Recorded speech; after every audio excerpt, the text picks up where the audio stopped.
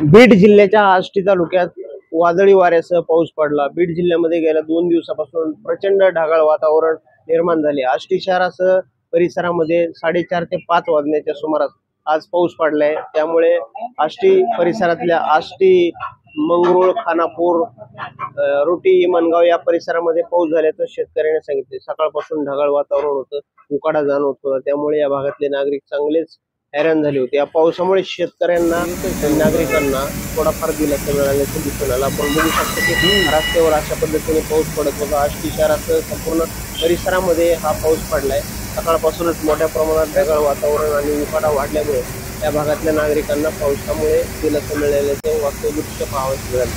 गेल्या 2 दिवसापासून आष्टी शहरासह परिसरामध्ये मोठ्या प्रमाणात ऊन आणि उकाडा वाढलाय, त्यामुळे नागरिक चांगलेच हैराण असल्याचं